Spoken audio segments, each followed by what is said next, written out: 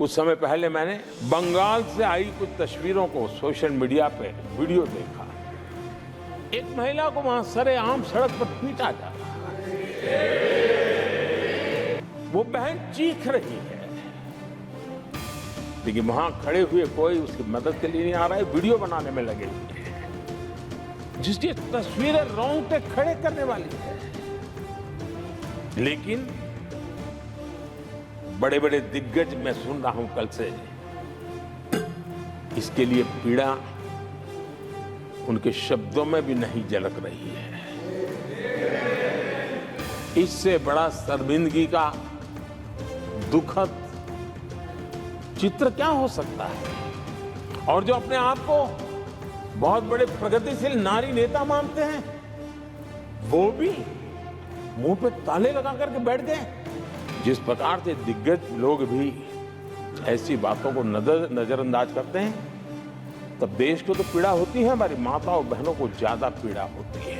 मां अगर चली गई तो उसका कोई उपाय नहीं होता, फिर नहीं मिल सकती। ये भी बड़ी भावात्मकता से उन्होंने बताया था। विमेन हेल्थ, सैनिटेशन, वेलनेस पर हमने 10 वर्षों में एक प्रायोरिटी सेक्टर के लिए आपने काम किया है। आदरणीय सभापति जी, टॉयलेट हो, सैनिटरी पैड्स हो, गैस कनेक्शन हो, प्रेगनेंसी के दौरान वैक्सीनेशन की व्यवस्था हो, और इसका फायदा हमारे देश की माताओं बहनों को मिला है। आदरणीय सभापति जी, हम एक शब्द लगातार सुनते आए हैं, पीबीटीजी, पीबीटीजी, पीबीटीजी।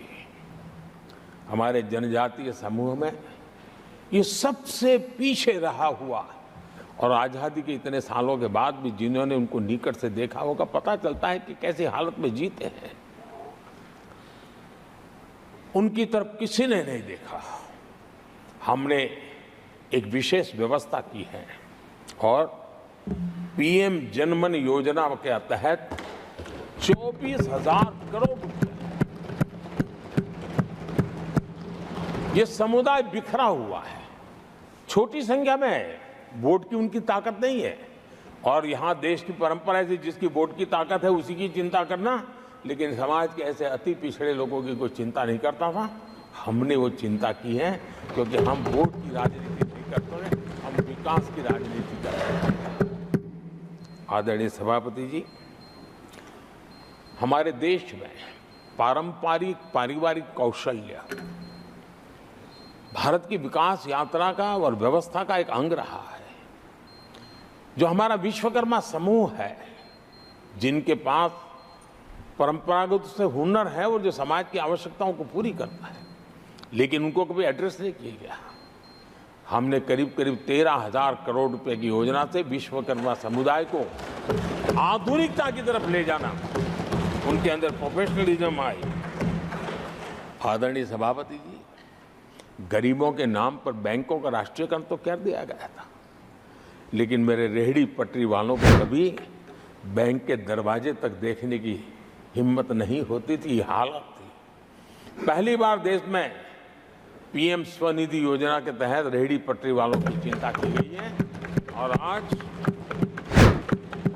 वो ब्याज के कुचक्र से बाहर आकर के अपने परिश्रम से और ईमानदारी से जो रेहड़ी पटरी वालों को बैंकों से लोन मिले हैं, वे लगातार, बैंक वाले भी खुश हैं, लेने वाले भी खुश हैं।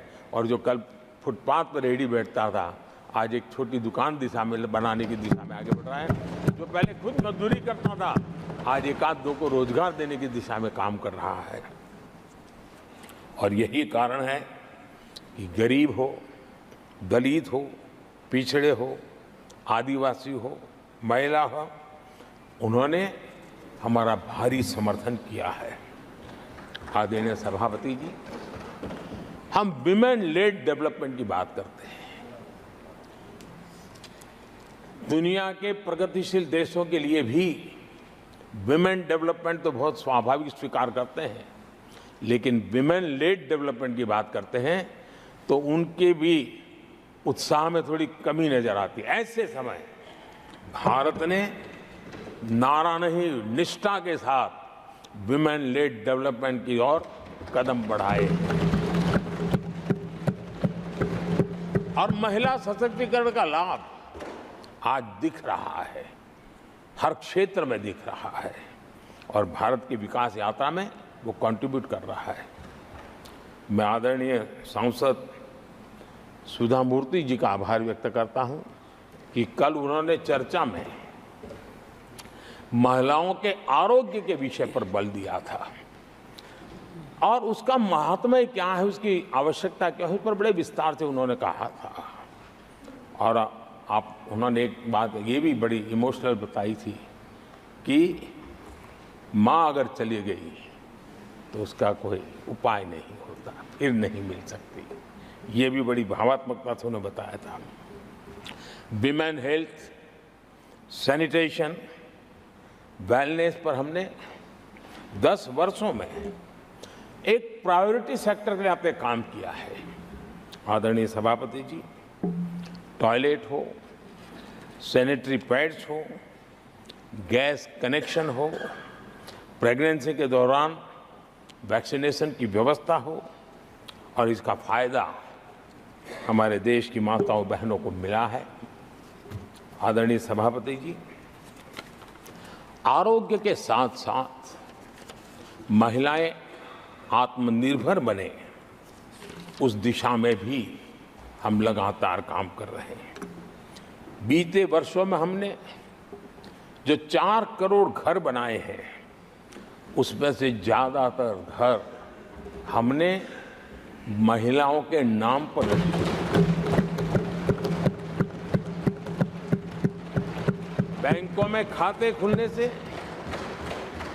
मुद्रा और सुकन्या समृद्धि जैसी योजना से आर्थिक फैसलों में महिलाओं की भूमिका भी बढ़ी है, भागीदारी भी बढ़ी है और एक प्रकार से वो परिवार में भी अब निर्णय प्रक्रिया का हिस्सा बनने लगी है।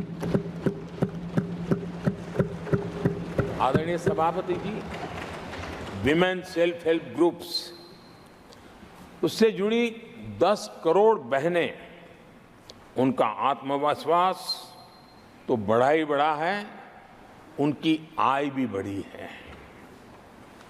अभी तक 1 करोड़ बहनें जो ये सेल्फ हेल्प ग्रुप में काम करती हैं, छोटा छोटा गांव में कारोबार करती है, मिल करके करती है, किसी गांव वालों की भी नजर नहीं जाती इनकी तरफ। आज मैं बड़े गर्व से कह सकता हूं कि उन्हीं में से 1 करोड़ बहनें लखपति दीदी बनी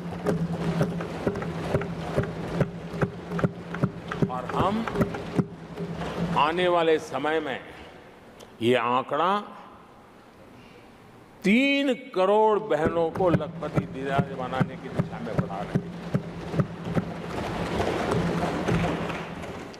आदरणीय सभापति जी, सरकार का प्रयास है कि हर नए सेक्टर को हमारी महिलाएं लीड करें, वो अगुवाई करें, उस दिशा में हम प्रयास कर रहे हैं।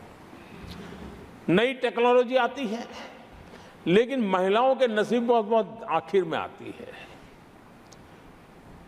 हमारी कोशिश है कि नई टेक्नोलॉजी का पहला अवसर हमारी महिलाओं के हाथ लगे और वे इसको बदलें। और इसी के तहत नमो ड्रोन दीदी ये अभियान बहुत सफलतापूर्वक आगे बढ़ा है और आज गांव में किसानों को मदद करने का टेक्नोलॉजी के माध्यम से काम गांव की हमारी महिलाएं कर रही। और मैं जब उनसे बात कर रहा तो मुझे कह रही है, अरे साहब हम तो कभी साइकिल भी नहीं चलाना जानते थे, आपने हमें पायलट बना दिया है और पूरा गांव हमें पायलट दीदी के नाम से जानने लगा।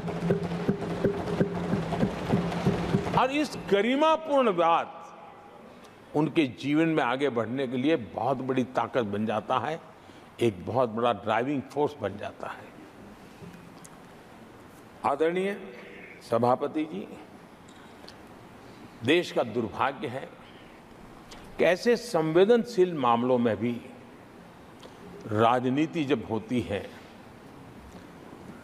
तब देशवासियों को और विशेषकर महिलाओं को अकल्प पीड़ा होती है। ये जो महिलाओं के साथ होते अत्याचार में विपक्ष का जो सिलेक्टिव रवैया है, ये सिलेक्टिव रवैया बहुत ही चिंताजनक है। आदरणीय सभापति जी, मैं आपके माध्यम से देश को बताना चाहता हूं, मैं किसी राज्य के खिलाफ नहीं बोल रहा हूं, न ही मैं कोई राजनीतिक स्कोर करने के लिए बोल रहा हूं, लेकिन कुछ समय पहले मैंने बंगाल से आई कुछ तस्वीरों को सोशल मीडिया पे वीडियो देखा। एक महिला को वहां सरेआम सड़क पर पीटा जा रहा है। वो बहन चीख रही है, लेकिन वहां खड़े हुए कोई उसकी मदद के लिए नहीं आ रहा है, वीडियो बनाने में लगे हुए हैं। और जो घटना संदेश खली में हुई, जिसकी तस्वीरें रोंगटे खड़े करने वाली है, लेकिन बड़े बड़े दिग्गज, मैं सुन रहा हूं कल से, इसके लिए पीड़ा उनके शब्दों में भी नहीं झलक रही है। इससे बड़ा शर्मिंदगी का दुखद चित्र क्या हो सकता है? और जो अपने आप को बहुत बड़े प्रगतिशील नारी नेता मानते हैं, वो भी मुंह पे ताले लगा करके बैठ गए, क्योंकि संबंध उनके राजनीतिक जीवन से जुड़े किसी दल से या उस राज्य से है, और इसलिए आप महिलाओं पर हो रही पीड़ा को चुपचाप हो जाए। आदरणीय सभापति जी, मैं समझता हूं कि जिस प्रकार से दिग्गज लोग भी ऐसी बातों को नजरअंदाज करते हैं, तब देश को तो पीड़ा होती है, हमारी माताओं बहनों को ज्यादा पीड़ा होती है।